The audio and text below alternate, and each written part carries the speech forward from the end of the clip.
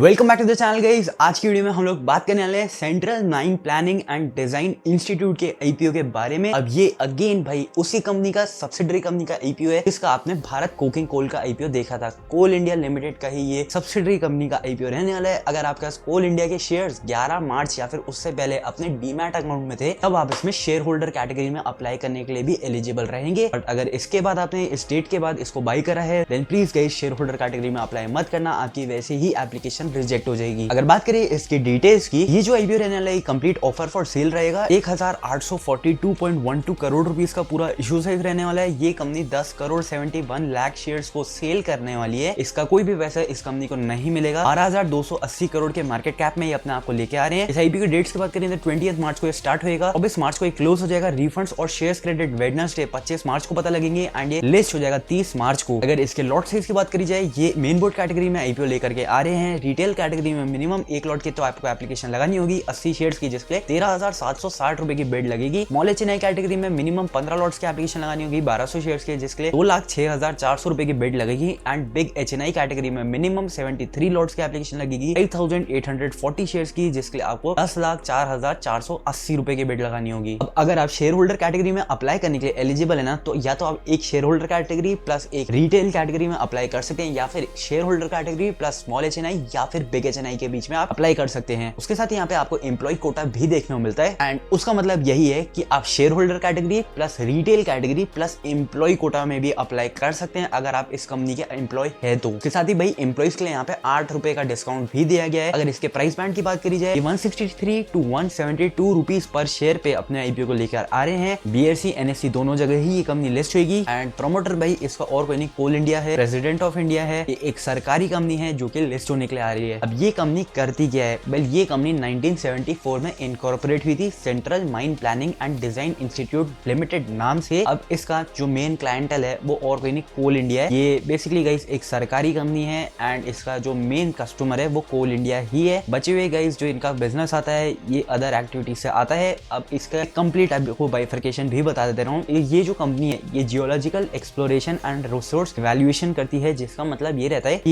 ये company drilling and resource assessment करती है जहाँ पे भी अलग अलग कोल माइंस होती हैं उसके लिए। Then mine planning and design services ये कंपनी प्रोवाइड करती है, जिसके अंडर ये engineering, open cast and underground mines में पूरी ये प्लानिंग एंड डिजाइनिंग सर्विसेज को ऑफर करती है। इसके बाद एनवायरमेंटल सर्विसेज ये कंपनी प्रोवाइड करती है, जिसके अंडर बेसिकली एनवायरमेंटल जो कंप्लायंसेस होती हैं, सस्टेनेबल स्टडीज होती हैं, माइन क्लोजर प्लानिंग की ये सारी सर्विसेज ये प्रोवाइड करती है। And then geomatics and survey services भी ये कंपनी प्रोवाइड करती है, जिसमें ये remote sensing and advance technology for geological mapping ऐसी सर्विसेज प्रोवाइड करती है। अब यहाँ पे इसका रेवेन्यू बाइफर्केशन यानी कि रेवेन्यू स्प्लिट भी दिया गया है कि कौन सी सर्विसेज से इसका कितना रेवेन्यू आ रहा है। तो फिस्कल 2025 के साल की है हम बात कर लेते हैं। 46.2% रेवेन्यू आया है इनका geological exploration and resource evaluation services से। 21.2% रेवेन्यू आया है mine planning and design services से। 17% रेवेन्यू आया है एनवायरमेंट सर्विसेज से। जियोमैटिक सर्वे सर्विसेज से इस कंपनी का 15.5% रेवेन्यू आया है। अब इस कंपनी का जो मेन क्लाइंटल है Coal India limited and its subsidiaries है। 2025 के साल में इसका इस कंपनी से 67.1% रेवेन्यू आया था and other than Coal India इस कंपनी का 32.9% रेवेन्यू आया है। तो इस हिसाब से आपने ये समझ लिया इसका मेन कस्टमर्स क्या है, इनका जो रेवेन्यू स्प्लिट है वो क्या है, ये कंपनी करती क्या है। एंड अब अगर बात करी जाए इसकी कुछ और डिटेल्स की, ये company guys almost 61% of the coal and mineral consultancy market का शेयर होल्ड करती है। यस, ये एक मेजॉरिटी शेयर होल्ड करती है इस पूरे ही मार्केट के अंदर। उसके साथ ही इसके 7 रीजनल इंस्टीट्यूट्स हैं located in major coal producing hubs, जैसे कि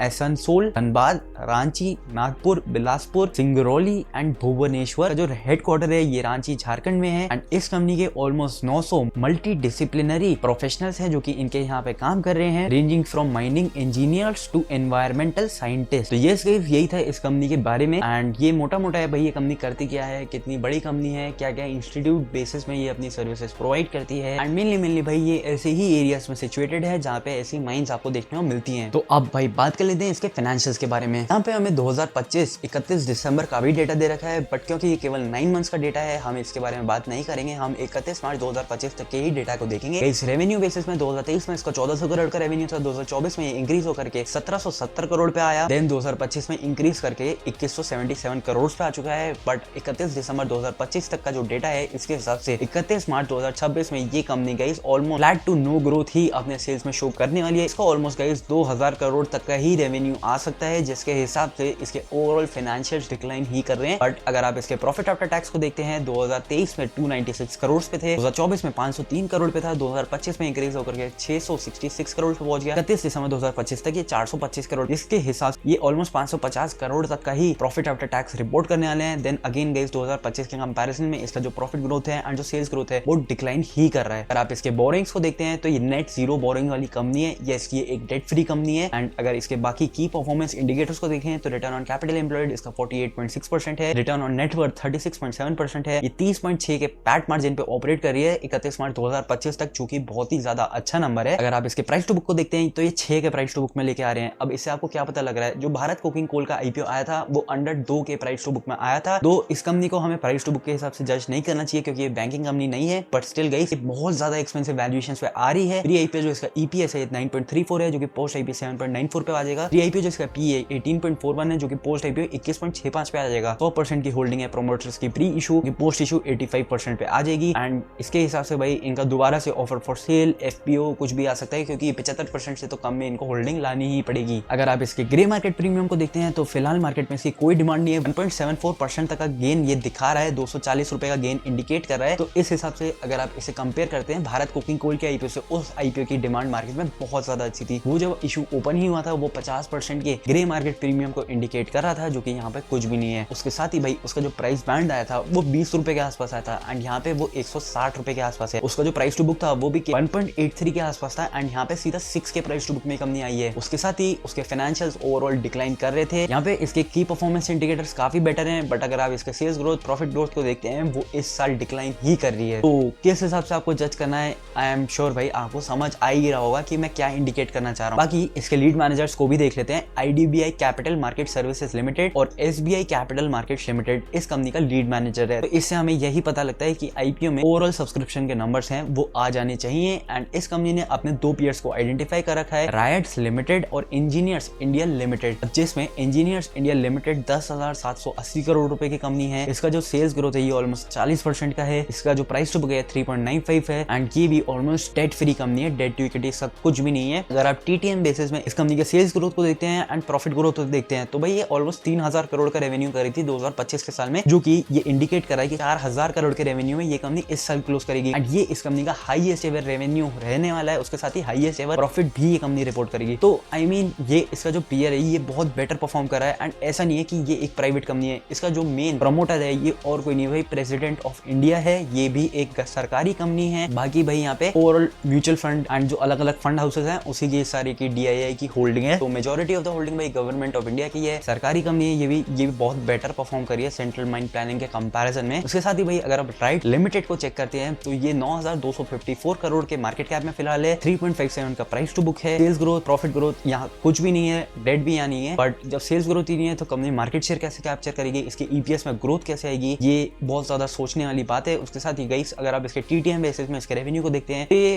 अगेन भाई एक average kind of performance he show कर रहा है। इसके रेवेन्यू में ना ही इसके प्रॉफिट में इतना ज्यादा ग्रोथ है। ओवरऑल ईपीएस में ग्रोथ तो दिख रही है बट अगेन वो डिक्लाइनिंग में ही आपको देखने को मिलेगी। एंड मेरे अकॉर्डिंग तो भाई इंजीनियर्स लिमिटेड बहुत ज्यादा बेटर कर रही है, ये भी सरकारी कंपनी है।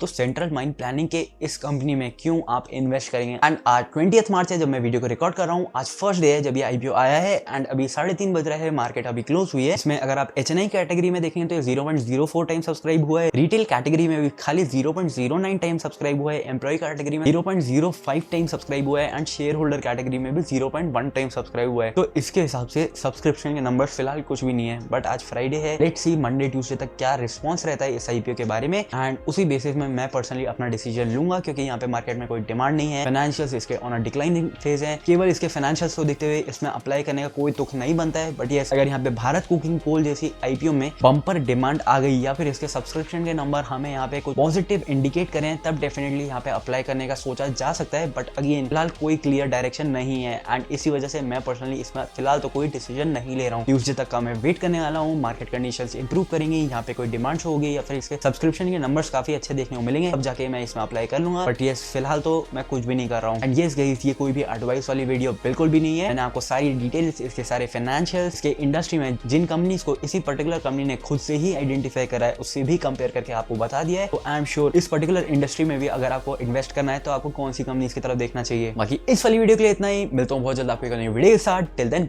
Bye guys.